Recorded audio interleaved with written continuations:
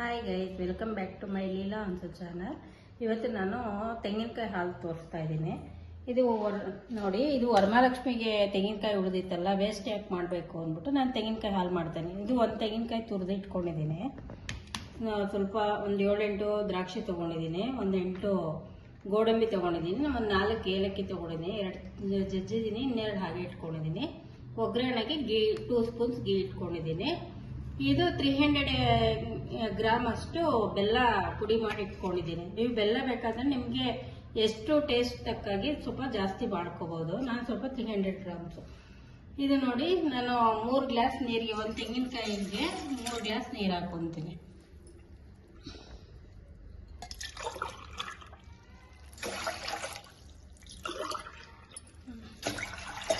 ಮೂರು ಗ್ಲಾಸ್ ನೀರು ಹಾಕೊಂಡಿದ್ದೀನಿ. ಇದನ್ನ ಕಾಯಕ್ಕೆ ಇಟ್ಬಿಡ್ತೀನಿ.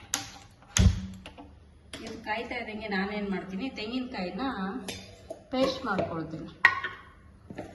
ನೋಡಿ,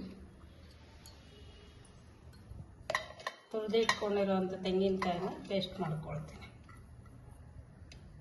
ಹಾಗೆ ಆದರೂ ಯಾರು ತಿನ್ನಲ್ಲ, ಅದಕ್ಕೋಸ್ಕರ ಪೇಸ್ಟ್ ಮಾಡ್ಕೊಳ್ತೀನಿ.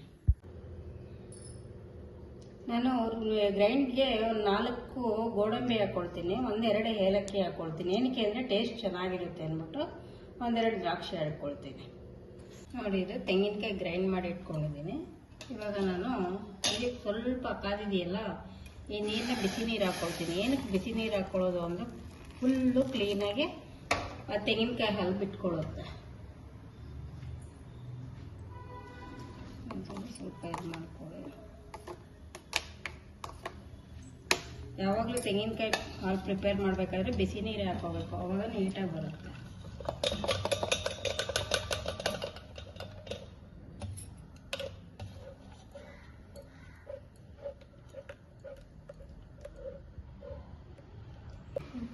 ನೋಡಿ, ತೆಂಗಿನಕಾಯಿ ಹಾಲು ರೆಡಿಯಾಗಿದೆ. ಇದನ್ನು ನಾನು ಜಸ್ಟ್ ಹಿಂಗೆ ಮಿಕ್ಸ್ ಮಾಡಿಬಿಟ್ಟು, ಕಾಯ್ತಾ ಇದೆಯಲ್ಲ, ಇನ್ನು ಸ್ವಲ್ಪ ನೀರಿದೆಯಲ್ಲ, ಅದಕ್ಕೆ ತೆಂಗಿನಕಾಯಿ ಹಾಲನ್ನ ಫಿಲ್ಟ್ರ್ ಮಾಡಿರೋದನ್ನ ಇದಕ್ಕೆ ಹಾಕ್ತೀನಿ. ನೋಡಿ, ಇದು ಹಾಕೊಂಡಿದ್ದೀನಿ. ಇದು ಈಗ ಫ್ಲೇಮ್ ಜಾಸ್ತಿ ಇಡ್ತೀನಿ, ಕುದೀತಾ ಇರುತ್ತೆ.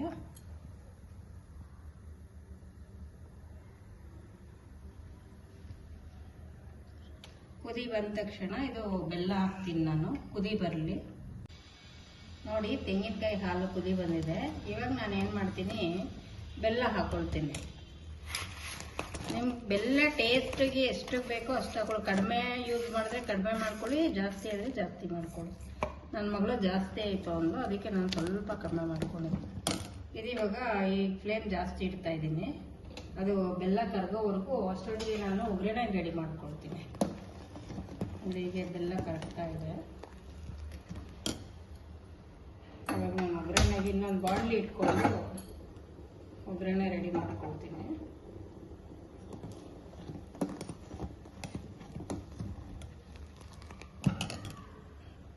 ಗೀ ಹಾಕ್ಕೊಳ್ತಾ ಇದ್ದೀನಿ. ಅದು ಕುದೀತಾ ಇದೆ. ಗೀ ಹಾಕ್ಕೊಳ್ತಾ ಇದ್ದೀನಿ. ಒಗ್ಗರಣೆಗೆ ಸ್ವಲ್ಪ ಲೈಟಾಗಿ ಕಾಯಿಸ್ತೀನಿ. ಅದಕ್ಕೆ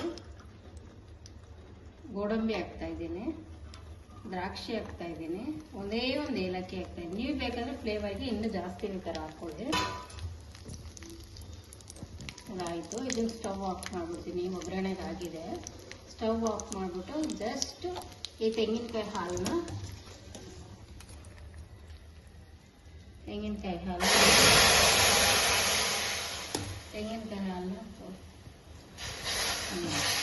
ಇದು ಒಗ್ಗರಣೆ ಆಯಿತು ಅಷ್ಟೇ. ಈ ಒಗ್ಗರಣೆನ ಇದಕ್ಕೆ ಹಾಕ್ತೀನಿ.